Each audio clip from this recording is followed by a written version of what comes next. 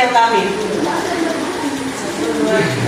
Permisi, oh permisi, kami siap untuk beraksi, membawa semangat baru untuk kelompokku. Kelompok 5 bangkit, kelompok 5 berjuang, kelompok 5 jaya jaya jaya.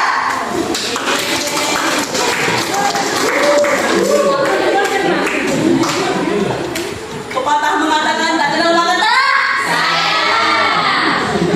Perkenalkan, kami dari kelompok 5 yang beranggotakan saya Rohani sebagai moderator. Di sebelah saya ada Aulia Sapna sebagai pemateri 1 dan Indah Yani sebagai pemateri 2.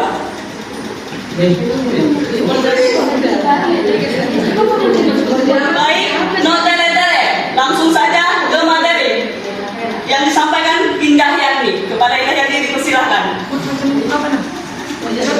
Saya akan menjelaskan tentang mikroalga. Mikroalga merupakan mikroorganisme besar tunggal yang memiliki pigmen dan dapat melakukan fotosintesis untuk memproduksi makanan dan oksigen. Ukurannya juga sangat beragam, mulai dari 1 sampai 50 mikrometer dengan bentuk yang bervariasi seperti bulat, oval, memanjang, dan menyerupai rangkaian. Udah berdiri di media atas. Alga ini terdapat di perairan air tawar atau tempat-tempat yang lembab. Dan secara fisik pula, mikroalga merupakan organisme yang hidupnya mengapung atau melayang di laut, berukuran sangat kecil dan tidak dapat dilihat dengan mata telanjang. Bentuk selnya ada yang tunggal, tetapi ada juga yang membentuk rantai dan dapat menyebabkan perubahan warna pada air. Biasanya mikroalga ini terdapat di dalam tumbuhan lumut air berbentuk seperti rumput atau rumput laut, klip berbentuk seperti lembaran daun.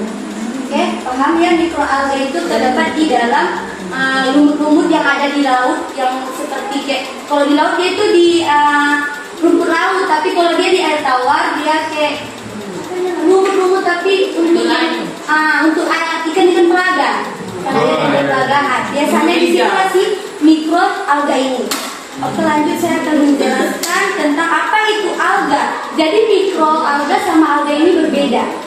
Alga atau jamur algae adalah sekelompok organisme autotrof yang tidak memiliki organ dengan perbedaan fungsi yang nyata. Alga bahkan bisa dianggap tidak memiliki organ yang seperti biasa dimiliki tumbuh-tumbuhan pada dasarnya seperti akar, batang, daun, dan sebagainya. Karena itu, alga pernah digolongkan pula sebagai tumbuhan bertalus.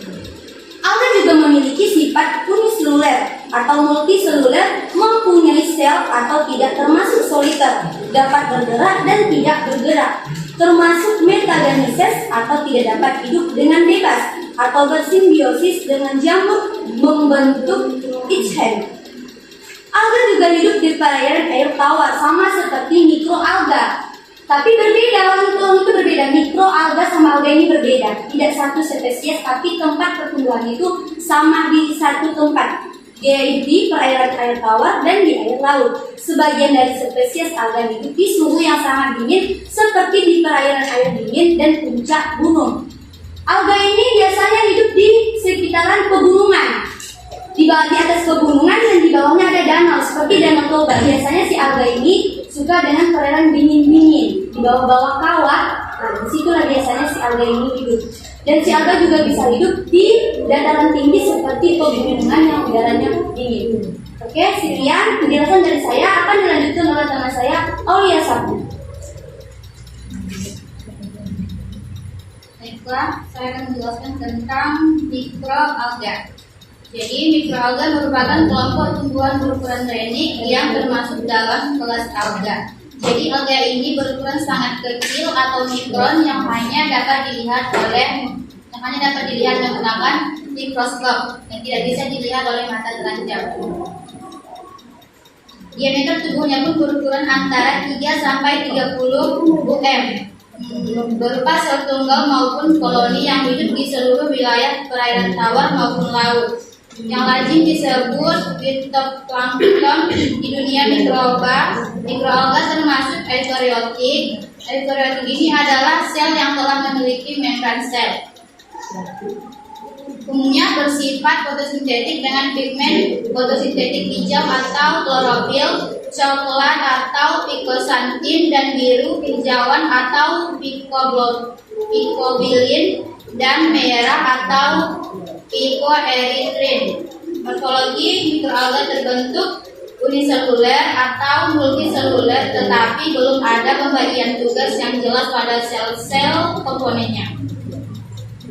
Alga adalah tumbuhan yang termasuk ke dalam defisit Talophyta. Jadi Talophyta ini adalah kelompok tumbuhan uniseluler yang massa selnya tidak mengalami diferensiasi atau talus.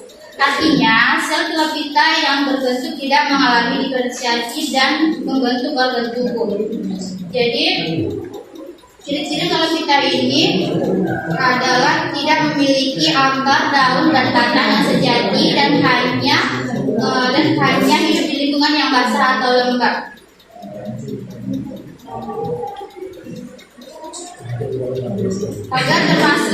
Alga ini termasuk Talophyta karena dia memiliki kriteria atau ciri-ciri yang ada pada Talophyta tersebut.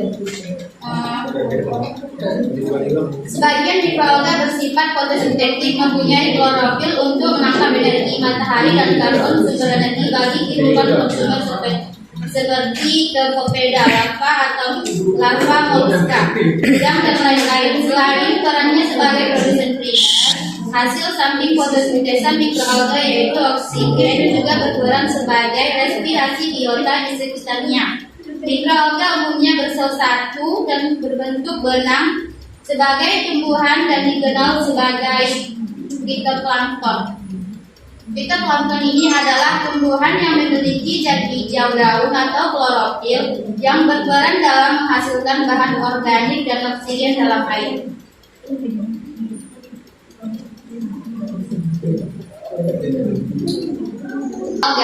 Alga prokaryotik. Alga biru hijau kini dimasukkan sebagai bakteri sehingga dinamakan Cyanobacteria. Bakteri biru hijau ini disebut Cyanobacteria. Dengan demikian sebutan alga menjadi tidak valid. Cyanobacteria memiliki struktur sel prokaryotik seperti halnya bakteri, namun mampu melakukan fotosintesis langsung karena memiliki klorofil. Sebelumnya alga ini bersama bakteri masuk ke dalam kerajaan Monera. Akan tetapi dalam perkembangan selanjutnya diketahui bahwa ia lebih banyak memiliki karakteristik bakteri sehingga dimasukkan ke dalam kelompok bakteri atau bakteria. Yang kedua ada alga eukaryotik. Alga eukaryotik ini adalah jenis-jenis alga lainnya yang memiliki struktur sel eukaryotik dan mampu berfotosintesis entah dengan klorofil maupun dengan pigmen-pigmen lain yang membantu dalam asimilasi energi.